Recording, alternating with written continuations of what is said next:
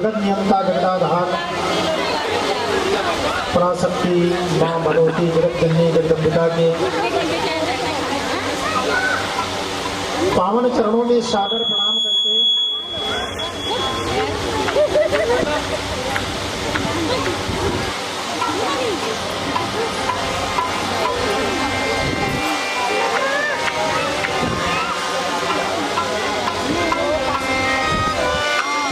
श्री राधे श्री राधे।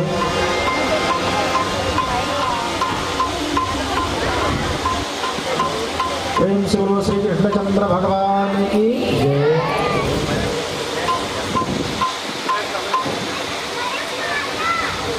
भगवती पराशक्ति के चरणों में सादर नमन वंदन अर्चन करते हुए इस परम पवित्र पावन भूमि तथा स्थली में विराजमान अहिल्या, कुंती, द्रौपदी, पाला, इन माताओं के पाद पद्मों पे चलने वाली भक्ति मता माताएं एवं बहनें, महाराज इस परम पवित्र पावन भूमि तथा पांडाल के अंतर्गत उपस्थित समस्त ध्रुव और प्रहलाद के समान नन्हे मुन्ने बच्चे तथा पांडाल के अंतर्गत उपस्थित समस्त आचार विद्वत जन के हृदयांतर्गत शक्ति स्वरूपा मां विराजमान भगवती के चरणों में सादर नमन वंदन जो करते हुए इस पावन भूमि में महाराज राजा जनमेजय के आसन पर विराजमान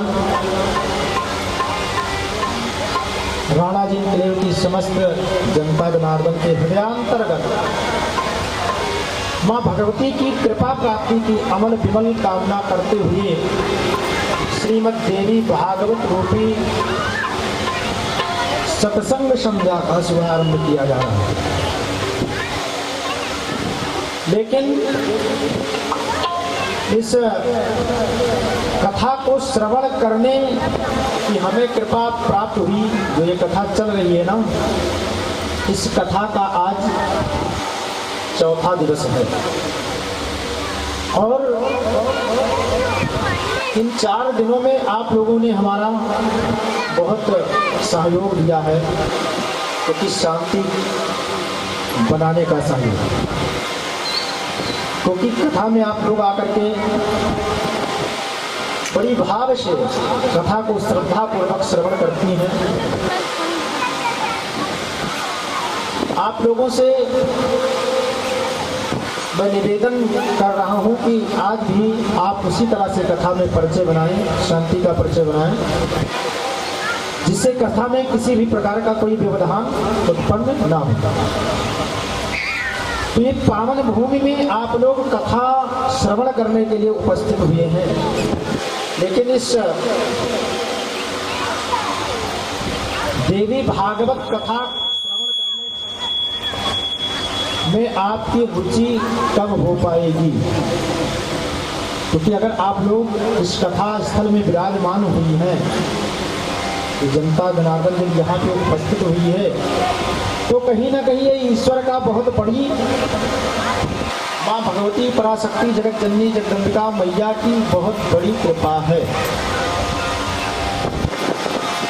और ऐसा शुभावसर पाने के बाद में अगर आप लोग कथा श्रवण करके लाभ ना उठा पाए, तो फिर हम लोगों से अधम और कौन हो सकता है? क्योंकि भगवान माँ भगवती ने कृपा किया, इतना बड़ा अनुष्ठान नवचंडी महायज्ञ का आयोजन करवा दिया। अब कथा श्रवण करके तो लाभ आपको ही उठाना है। आप लोग कथा स्थल में विराजमान हुए, आप लोग बहुत ही भाग्यशाली हैं, क्योंकि आप लोगों के कहीं ना कहीं पूर्व जन्म की पुण्य जो है उदय हो गई है, तभी आप लोग श्रीमद् देवी भागवत कथा श्रवण में आपकी रुचि हो पाई है। तो जब हम कथा स्थल में बैठते हैं तो अपने मन और वाणी को पवित्र करने के लिए अगर श्रीमद् भागवत है तो भगवान नाम संकीर्तन, और यदि हम देवी भागवत कथा श्रवण कर रहे हैं तो भगवती के नामों का गुणानुवाद करते हैं, उनके नाम का संकीर्तन करते हैं। सो आइए हम लोग अपने मन और वाणी को पवित्र करने के लिए माँ भगवती के सुंदर नामों का गुणानुवाद करते हैं। उसके बाद में आपको दिव्य माँ भगवती के पावन चरित्र का वर्णन किया जाएगा। प्रेम से बोलो श्री कृष्णचंद्र भगवान की जय।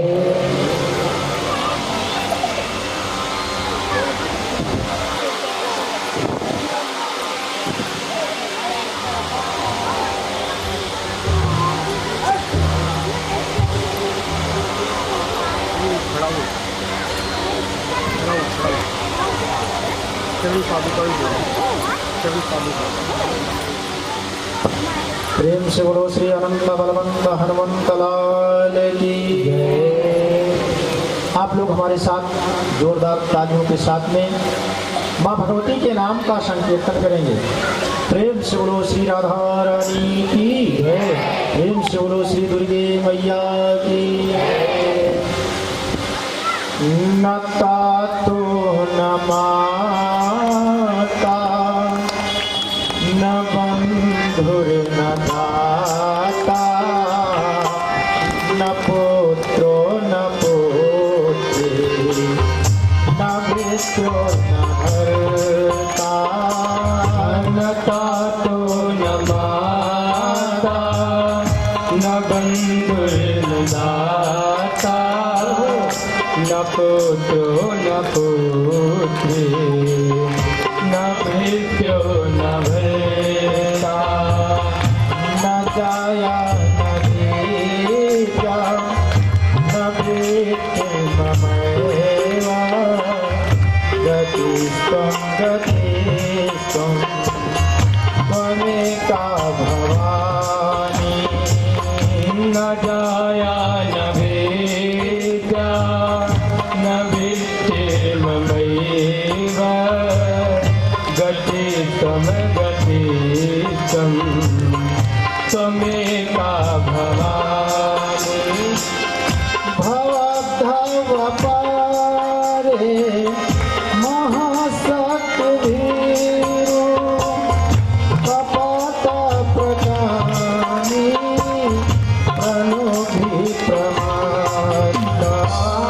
भवद्भव पारे महादुःख भीरो कपट प्रकामी प्रलोभी प्रमत्ता कुसंसार पासा प्रबद्ध सदा कुसंसार पासा प्रबद्ध सदा गति सम गति सम त्वमेका भवानी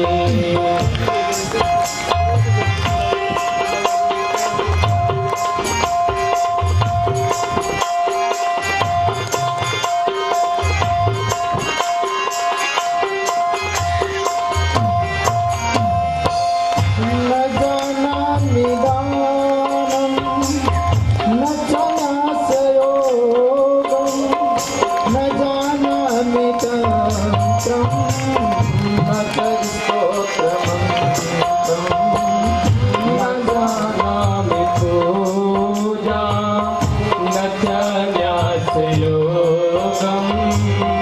गतिस्त्वं गतिस्त्वं त्वमेका भवानी न तातो न माता न बन्धुर्न दाता न पुत्रो न पुत्री न भृत्यो न भर्ता न जाया न भेदा न वृत्तिर्ममैवा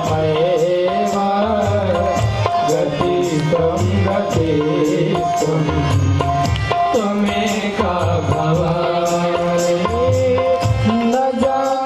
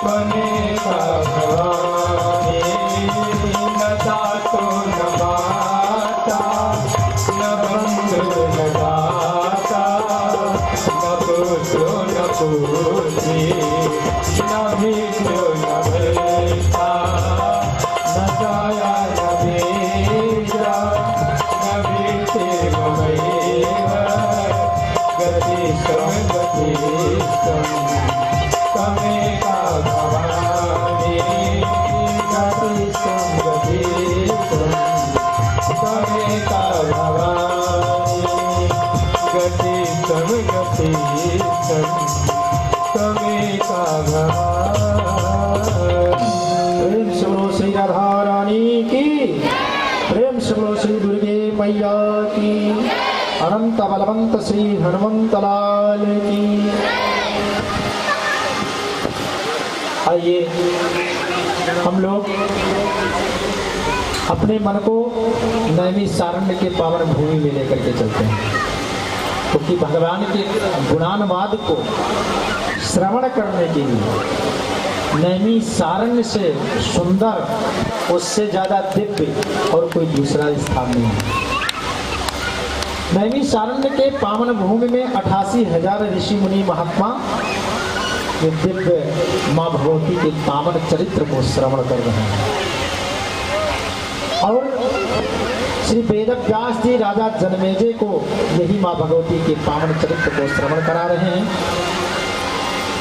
इस नई दिल्ली के अंतर्गत नजफगढ़ क्षेत्र में राणा जी किले की जितनी जनता है, ये माँ भगवती के पावन चरित्र को सुन करके जो श्रीमद् देवी भागवत रूपी अमृत है उसका रसास्वादन कर रहे हैं। आप लोग बहुत ही रसिक हैं और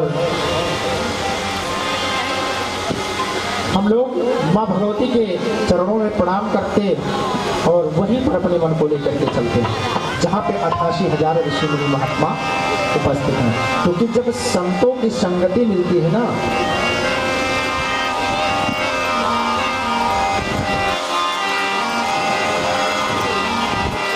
प्रेम स्वरूप श्री कृष्णचंद्र भगवान की।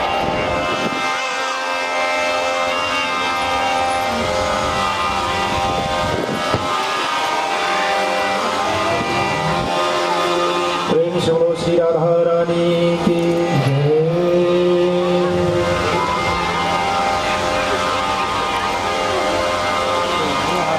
आइए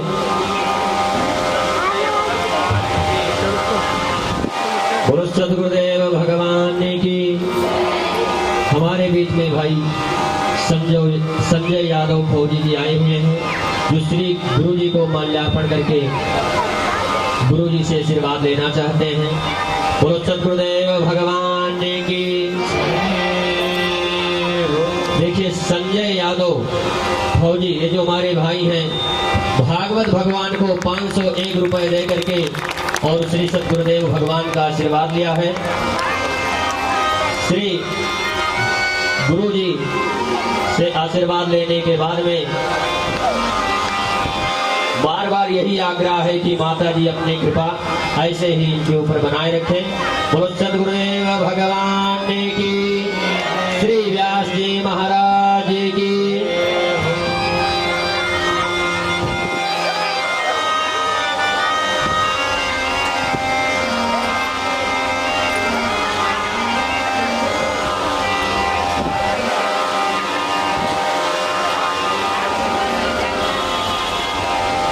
प्रेम से बोलो श्री राधा रानी की।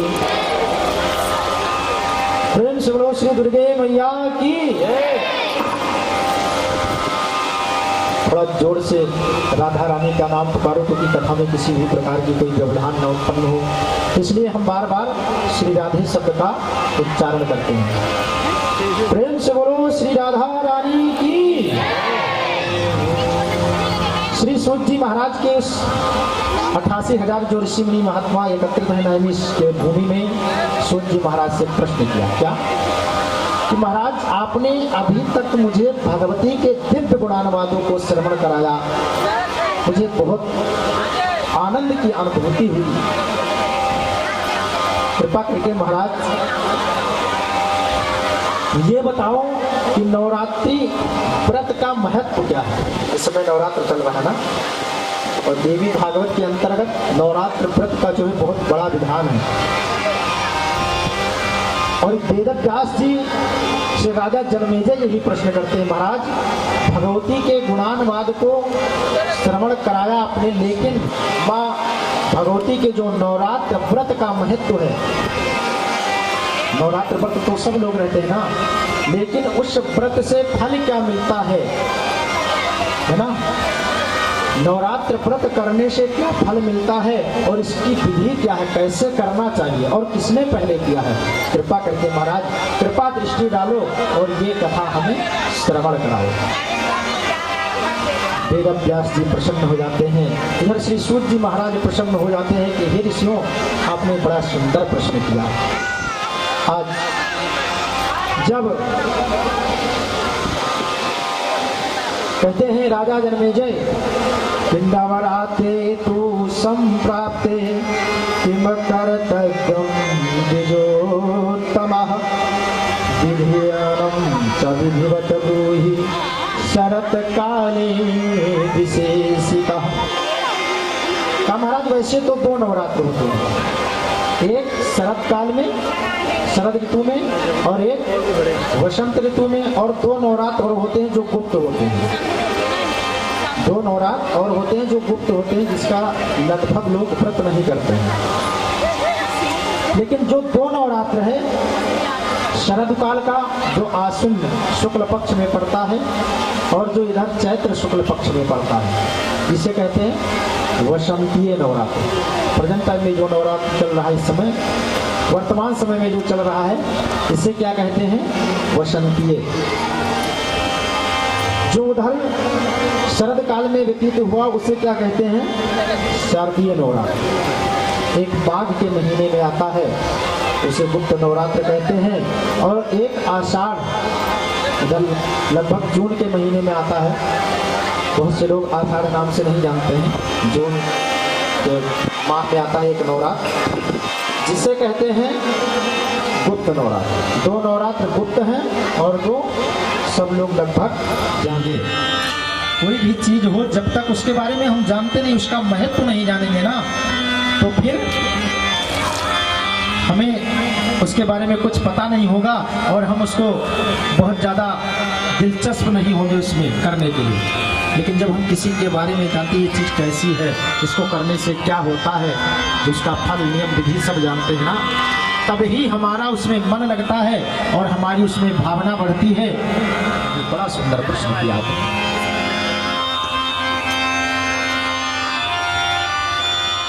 व्यास जी कहते हैं कि शोराजन प्रवक्ष्यामि नवरात्र व्रतं शुभम शरद काले विशेषेण कर्तव्यं विधिपूर्वक। लगभग लोग, बहुत से लोग केवल शरद नवरात्र ही रहते हैं, जो आश्विन में पड़ता है उसी को। वसंते च परकर्तव्यं तथैव प्रेम पूर्वकम्। कहा कि अगर शास्त्र में जो 2 नवरात्र है, इसका विधि पूर्वक यदि व्रत किया जाए ना, तो इस संसार में जीव को, इस पृथ्वी पे कोई ऐसी वस्तु नहीं है जो प्राप्त ना हो जाए। सब कुछ मिल सकता है, लेकिन हमें ये जानना चाहिए किस चीज के लिए हमें कैसे व्रत करना है। पता लगा हम लोग व्रत तो रहते हैं, सब लोग रह रहे हैं, हम भी रह रहे हैं, लेकिन उसमें कोई कामना तो होनी चाहिए। हम उसका एक उद्देश्य होना चाहिए कि इस वजह से हम नवरात्र व्रत कर रहे हैं, वही तो मिलेगा। किसी के पास जाओ, आप पूरा दिन बैठे रहो, लेकिन हम किस लिए आए हैं ये नहीं बताएंगे, तो उसका क्या महत्व है? आओ बैठो जाओ, उसका महत्व जान करके, उसका एक संकल्प करके हम इस कामना के लिए नवरात्र व्रत कर रहे हैं, तो निश्चित रूप से वो कामना पूर्ण होगी। भारम कल्पयेच्छुभम अविश्यं चासनं कार्यम एकभुक्तं तु तद्दिने। आज जो नवरात्र का व्रत है, इसमें जानते हो क्या करना चाहिए? जब हमें इस व्रत को करना हो तो उसके 1 दिन पहले अमावस्या को पहले से ही हमारे मन में ऐसी संकल्प होना चाहिए, आज से हम झूठ नहीं बोलेंगे, ज़्यादा से ज़्यादा माँ भगवती के समीप रहेंगे, उन्हीं के नामों का गुणानुवाद करेंगे। 1 दिन पहले से हविष्य यानी मीठा भोजन करना चाहिए, वो भी एक समय, जैसे लहसुन, प्याज इत्यादि। गौरमृदक गोमयानुद्धं च लेपनं कारयेत् तथा स समं स्थिरा। और क्या करना चाहिए? जिसको अपने घर में नवरात्र का व्रत करना है ना, उसको 4 हाथ लंबी चौड़ी एक सुंदर वेदी घर के अंदर बनाना चाहिए। गौ के गोबर से उसका लेपन करना चाहिए। गौ के गोबर का बहुत महत्व है, उससे लेपन करके स्वच्छ करना चाहिए। एक सुंदर चांदनी लगा करके दिव्य मंच बनाना चाहिए और उसी में माँ भगवती दुर्गा की प्रतिमा को स्थापित करना चाहिए। चलो कोई बात नहीं, अगर हम लोग इतना नहीं कर सकते हैं, छोटा छोटा घर है, आजकल लोग शहर में रहते हैं, गो के गोबर से लेपन की नहीं व्यवस्था है, तो वैसे शुद्ध गंगा जल इत्यादि डाल करके जो है उसको साफ करें, गंगा जल का छिड़काव करें और सुंदर आसन बना करके उसमें माँ भगवती दुर्गा की प्रतिमा को स्थापित करें। रात्रो द्विजनाथ मंत्रस्य देवी तत्व विष्णु शारदां आचार निरता तदान्ता वेद वेदांग पारदा। और क्या करना चाहिए कि उससे पहले ऐसे ब्राह्मण के यहाँ जाना चाहिए जो वेद इत्यादि का जो ज्ञाता हो, वेद शास्त्र में पारंगत हो, समस्त 4 वेद 6 शास्त्र 18 पुराण इत्यादि आते हो, स्वच्छ हो, आलोलुप ना हो, लालची ना हो, पाखंडी ना हो इत्यादि ऐसे सुंदर ब्राह्मण के यहाँ जाना चाहिए। क्यों? क्योंकि जब हम नवरात्र व्रत करते हैं ना तो हमें कलश स्थापन और माँ भगवती का पूजन करना बहुत जरूरी होता है। आभूषण को लाएं, माँ भगवती को सर्वप्रथम तो उस देवी जी के मूर्ति को, प्रतिमा को हम अपने सुंदर आसन पर विराजमान होकर के बैठ जाएं, माँ भगवती हमारे सामने विराजमान हो, उनका स्मरण करें। क्योंकि जब हम भगवान नारायण का स्मरण करते हैं ना तो हमारी अंतःकरण पवित्र हो जाता है, ऊपर अंदर भीतर सब तरफ से हम शुद्ध हो जाते हैं।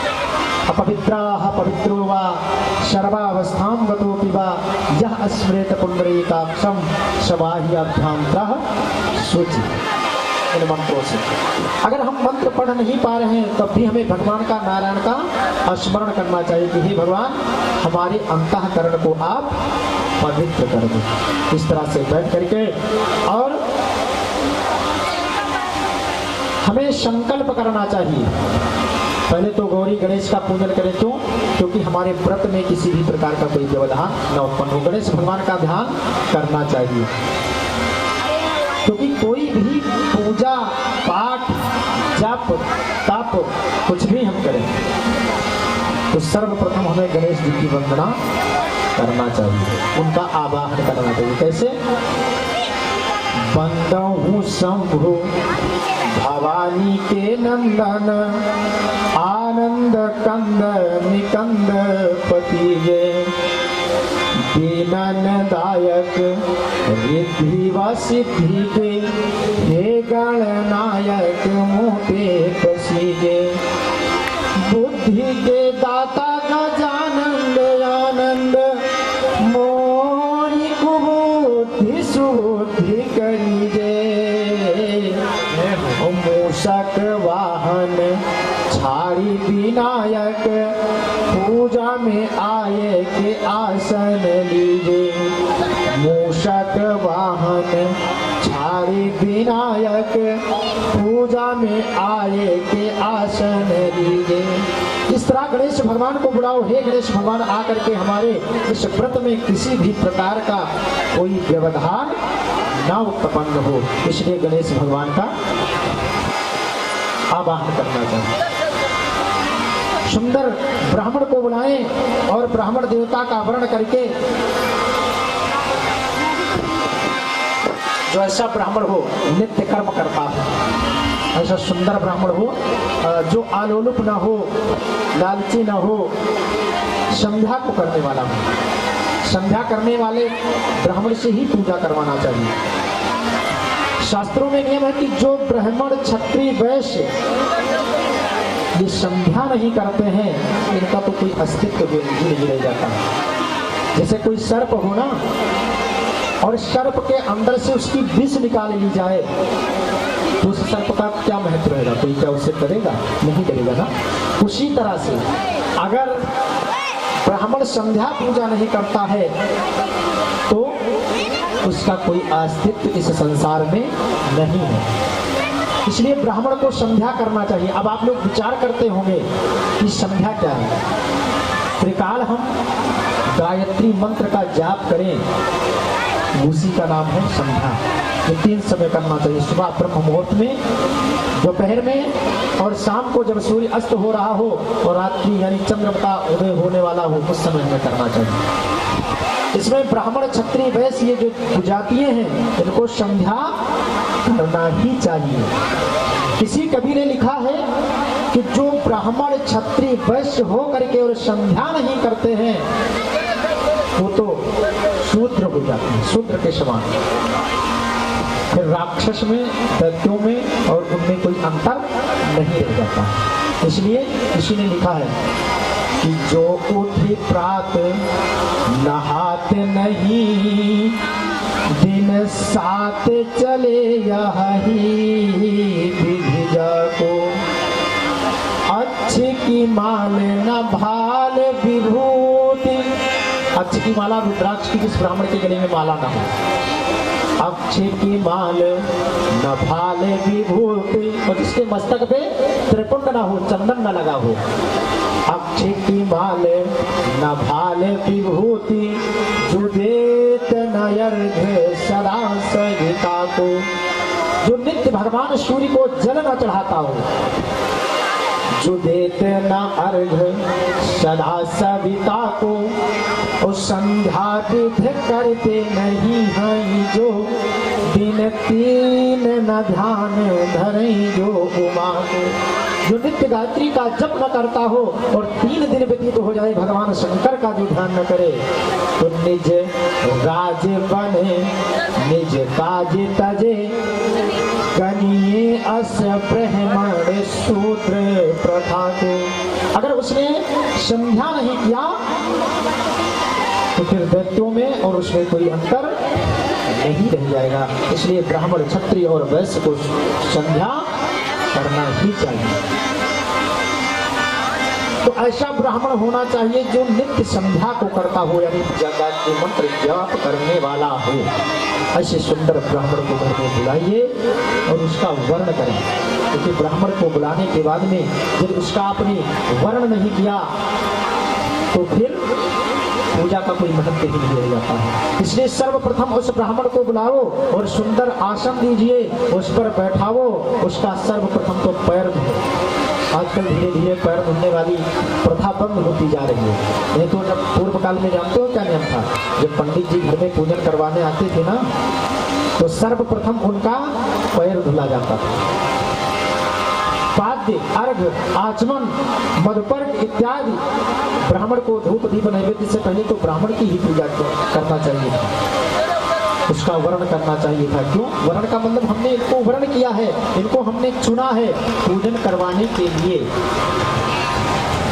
तो इस तरह से पहले ब्राह्मण का वर्ण करना चाहिए, उसके बाद ब्राह्मण वैदिक मंत्रों का उच्चारण करें, आपके संकल्प इत्यादि को कराएं कि आप नवरात्र व्रत किस लिए करना चाह रहे हैं, इसमें कामना कौन सी है आपकी। तो जब आप कामना का संकल्प लेकर के और नवरात्रि का व्रत करेंगे तब ही उसका पूर्ण रूपेण फल मिल पाता है। क्योंकि ऐसा शास्त्रों में लिखा है, बिना संकल्पेन यत कर्म सा कर्म विफलो भवेत्। कोई भी पूजा पाठ किया जाए और उसमें संकल्प ना किया जाए तो विफल हो जाता है, उसका कोई फल नहीं मिलता। इस वजह से कोई भी पूजा पाठ करने से पहले हमें संकल्प करना ही चाहिए। प्रेम से बोलो श्री राधा रानी की, प्रेम से बोलो श्री अनंत बलवंत हनुमंत लाल की। तो ऐसे सुंदर ब्राह्मण को बुला करके उसका पूजन करके और सुंदर जो माँ भगवती की प्रतिमा रखी हुई है, संकल्प करके धूप दीप नैवेद्य से पाद्य अर्घ आचमन वस्त्र उपवस्त्र धूप दीप नैवेद्य फल फूल मिष्ठान इत्यादि से माँ भगवती का विधिवत पूजन करना चाहिए। और ऐसी भावना हो, हे माँ भगवती, हम तो अज्ञानी हैं, कुछ नहीं जानते, हम अपने तन मन धन स्त्री पुत्र परिवार के सहित आपके चरणों में समर्पण हैं। कृपा करके माँ भगवती इस हमारे व्रत को आप निर्विघ्नता पूर्वक संपन्न करो। इस तरह से माता के चरणों में समर्पण हो जाना चाहिए। समर्पण होकर के जब समर्पण भाव से हम व्रत करते हैं तब ही हमको उसका फल मिल पाता है। सुंदर मंत्रों से उच्चारण करते रहे। हिरण्यवर्णाम हरिणीम सुवर्ण रजतस्रजाम चंद्राम हिरण्मयीम लक्ष्मीम जात वेदो मवह। ऐसे सुंदर सुंदर वैदिक मंत्रों से देवी जी की पूजा करें और उसके बाद आरती इत्यादि। और जब हम व्रत करने लगे ना तो उसका कुछ नियम है। ज्यादा हम किसी से प्रपंच न बतलाएं, ज्यादा से ज्यादा हम माता रानी के संकीर्तन गाने में ही समय व्यतीत करें। इधर उधर के बातों से हमें अपने मुंह को मोड़ लेना चाहिए। ये प्रतिज्ञा होना चाहिए कि मैं झूठ नहीं बोलेंगे, जो बोलेंगे उस सत्य ही बोलूंगा, ऐसा जो है संकल्प होना चाहिए। हमारे द्वारा किसी को कोई कष्ट नहीं पहुंचेगा। हमारे द्वारा कोई ऐसी वाक्य सामने वाले व्यक्ति को हम ना बोलें जिससे उसको कष्ट पहुंच जाए। इन सब बातों पे ध्यान देना होगा। और नियम तो ये है कि जितने दिन तक हम व्रत करें फल दूध इत्यादि का ही आहार करें और उसके साथ साथ में हमें जमीन पे शयन करना चाहिए। लोग चारपाई पे सोते हैं, व्रत करते हैं और सोते हैं चारपाई पे, लेकिन हमें जमीन पर सोने का प्रयास करना चाहिए। और इसी के साथ साथ जब हम नवरात्रि का व्रत करें ना तो प्रतिदिन हमें कन्या पूजन का प्रावधान शास्त्र में।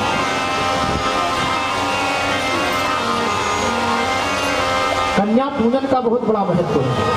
कुमारी का पूजन करना चाहिए। देखो शास्त्र में तो लिखा है एक काम पूजये नित्यम, एक कन्याओं का नित्य पूजन करना चाहिए। लेकिन कन्या कैसी हो? बहुत से लोग जो 1 वर्ष से कम उम्र की कन्या हो उसी का पूजन कर देते हैं, लेकिन नहीं।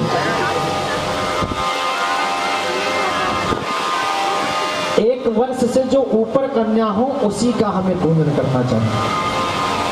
जो 1 वर्ष से कम उम्र की कन्या, क्योंकि उन्हें किसी भी चीज का कोई बोध नहीं होता है, उनको स्वाद नहीं पता होता है कौन सा चीज हमें खट्टा लग रहा है कि मीठा लग रहा है या तीखा लग रहा है। जब स्वाद का बोध ना हो तो उसका पूजन नहीं करना चाहिए। 1 वर्ष की जो कन्या होती है उसे किसी भी प्रकार के कोई स्वाद का बोध नहीं होता है, इसलिए 1 वर्ष के ऊपर ही कन्या का पूजन करना चाहिए। नित्य 1 कुमारी को लाएं अगर हो सके तो, और नाना प्रकार के द्रव्य से जो है उसकी पूजन करें। अगर 1 कन्या का प्रतिदिन पहले दिन, 1 कन्या का दूसरे दिन, 2 कन्या का इस तरह बढ़ते क्रम में भी आप कर सकते हैं। तीसरे दिन 3, चौथे दिन 4, 5वें दिन 5, ऐसे करके ऐसे 9वें दिन 9 कन्या का हमें पूजन कर देना चाहिए। अगर आपसे ऐसा नहीं हो सकता है तो आप 1 कन्या का प्रतिदिन पूजन करें, ऐसा करना चाहिए। हम लोग क्या करते हैं, केवल कन्या को बुलाया और वैसे जैसे फॉर्मेलिटी अदा किया जाता है। बहुत से लोग तो हद दान यानी जो है खीर पूरी इत्यादि भी नहीं खिलाते, वैसे मीठा कुछ बुलाया, कन्याओं को देकर के प्रणाम किया, जय श्री सीताराम। कन्या के पूजन का विधान है, उसको बुलाओ, उसके चरण को धुलो, धूप दीप नैवेद्य से उसका पूजन करो, प्रार्थना करो कि हे माँ भगवती स्वरूपा कन्या देवी, मैं हे माँ, जैसे जिस देवी की पूजा होती है, जैसे 9 दिन में हम 9 देवियों की पूजा करते हैं, जानते हो आप।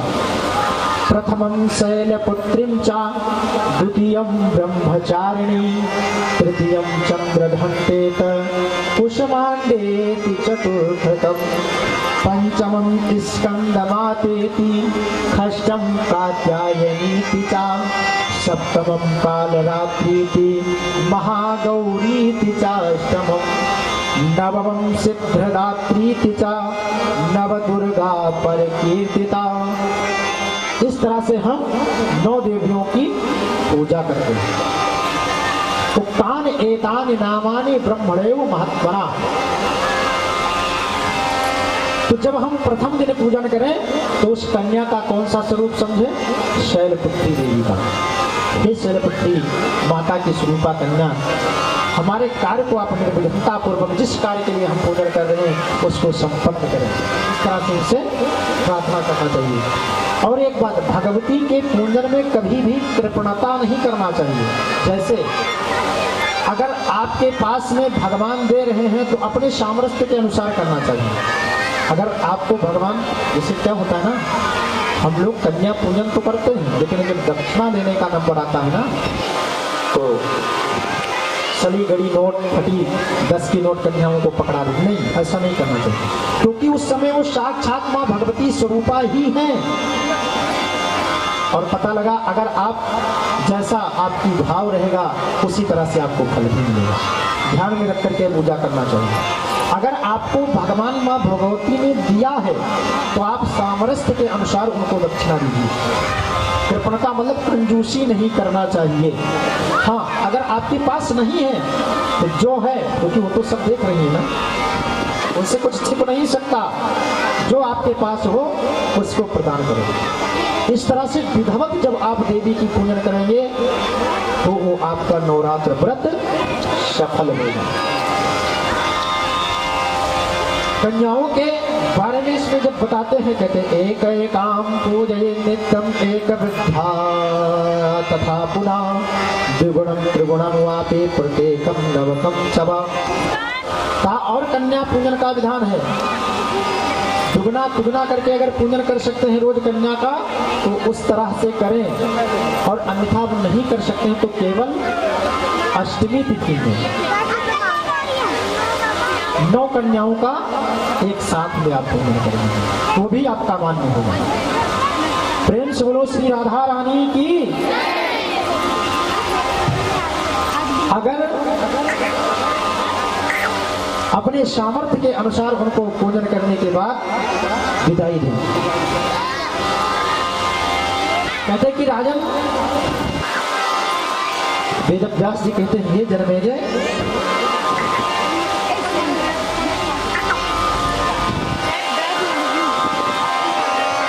ऐसी कन्या का पूजन न करें जो स्वाद से अनभिज्ञ हो।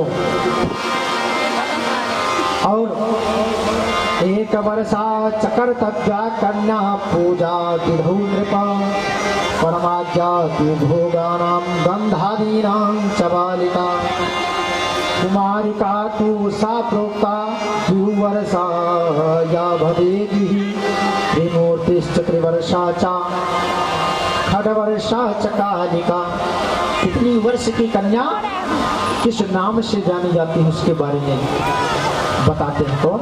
वेदव्यास जी राजा जन्मेजय को, और सूत जी महाराज 88,000 ऋषि मुनि महात्माओं।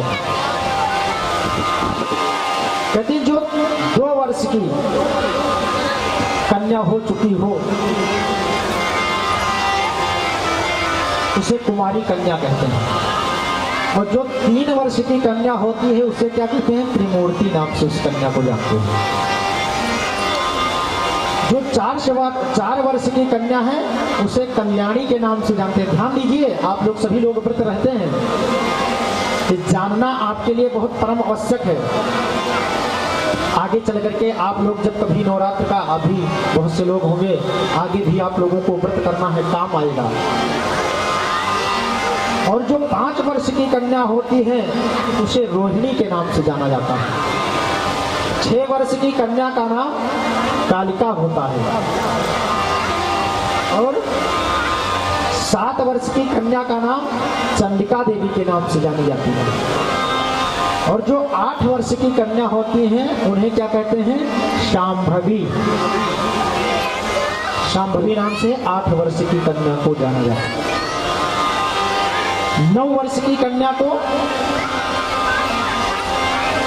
साक्षात मां भगवती दुर्गा का स्वरूप माना जाता है। और जो 10 वर्ष की कन्या होती हैं उन्हें क्या कहते हैं? सुभद्रा नाम से जानते हैं।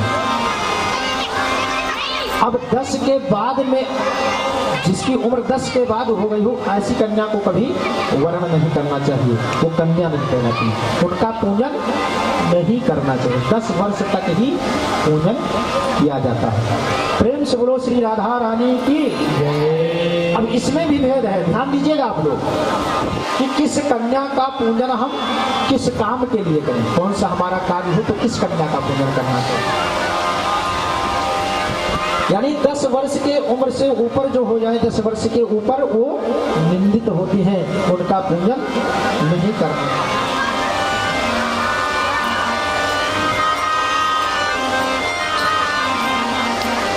श्री वेदव्यास जी कहते हैं कि हे महाराज, मैं अब कन्या पूजन के बाद में उससे जो हमें फल प्राप्त होता है हम उनके बारे में बताते हैं, लेकिन आइए कुछ क्षण हम सब श्री राधा रानी के नामों का गुणानुवाद करने, उसके बाद में अग्रिम कथा पे प्रवेश करते हैं। प्रेम से बोलो श्री राधा रानी की। श्री राधा हमारो धन राधा, श्री राधा राधा हमारो धन राधा हो, श्री राधा हमारो धन राधा, श्री राधा हमारो धन राधा, श्री राधा हमारो धन राधा राधा राधा राधा राधा, हमारो धन राधा राधा राधा राधा, हमारो धन राधा राधा राधा राधा, हमारो धन राधा राधा राधा राधा, हमारो धन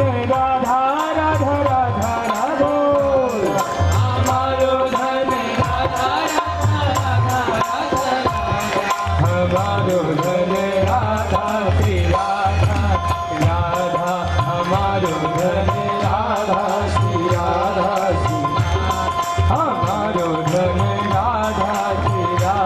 राधा, हमारो धन राधा श्री राधा राधा राधा राधा राधा राधा, श्री धन राधा राधा रहो राधा, कृष्ण दुलारी राधा श्री राधा श्री राधा, कृष्ण दुलारी राधा श्री राधा, मोहन की प्यारी राधा श्री राधा श्री राधा, मोहन की प्यारी राधा श्री राधा श्री राधा, श्री धन राधा राधा राधा राधा राधा, श्री धन राधा राधा राधा राधा राधा, हमारो धन राधा श्री राधा श्री राधा, हमारो धन राधा श्री राधा श्री राधा।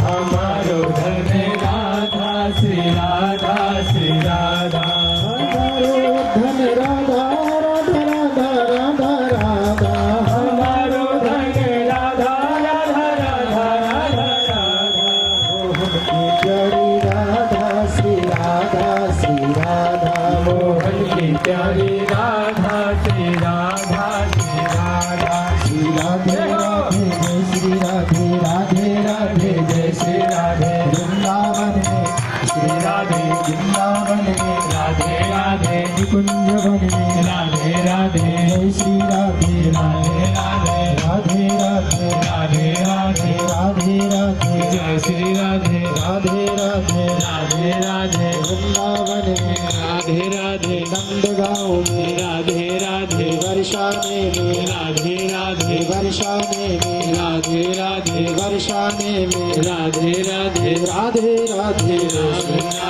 राधे राधे राधे राधे, वृंदावन में राधे राधे, कालिका में राधे राधे,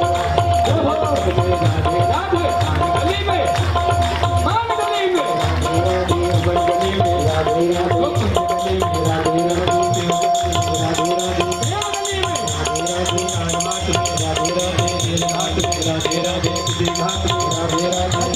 में ज्ञान कुटुंब में राधे राधे राधे राधे राधे वर्षाणी वाणी राधे राधा राधा राधा राधा राधा राधा राधा श्री राधा राधा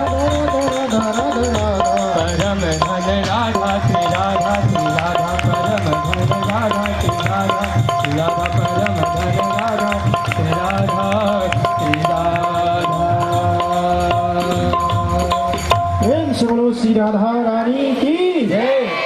प्रेम से बोलो श्री वेदव्यास भगवान की।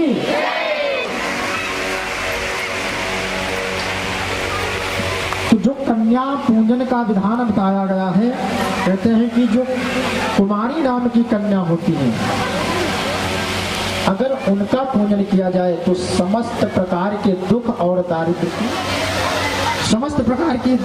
दारिद्र्य की शांति हो जाती है, उनका नाश हो जाता है और वो शत्रुओं पर क्षय, यानी अगर कोई व्यक्ति कुमारी नाम की पूजा करता है कन्या का, तो उसके रोग ऋण शत्रु सब समाप्त हो जाते हैं। जो त्रिमूर्ति नाम की कन्या है, अगर उसका हम पूजन करें, ध्यान दीजिएगा, तो धर्म अर्थ काम और मोक्ष की प्राप्ति होती है। यानी धर्म अर्थ काम मोक्ष, ये चार पुरुषार्थ होते हैं, चारों प्राप्त हो जाता है, इसमें किंचित संदेह है ही नहीं। और अगर हम 4 वर्ष की कन्या की पूजा करते हैं तो हमें पुत्र पौत्रादि इत्यादि की प्राप्ति होती है। और जो व्यक्ति राजा बनना चाहता हो, विजय प्राप्त करना चाहता हो, ऐसी जिसकी कामना हो, उसे कल्याणी नाम की कन्या का पूजन करना चाहिए। जिस व्यक्ति के जीवन में शत्रु बहुत उत्पन्न हो रहे हैं, जिधर जाता हो कहीं न कहीं 2-4 शत्रु ही उत्पन्न हो जाते हैं, तो उस व्यक्ति को शत्रुओं के ऊपर विजय प्राप्त करने के लिए कालिका नाम की कन्या का पूजन करना चाहिए। और जिसको धन ऐश्वर्य की अभिलाषा हो, इन्हें चंडिका देवी के नाम, जो चंडिका देवी नाम की कन्या होती है, उनका पूजन करना चाहिए।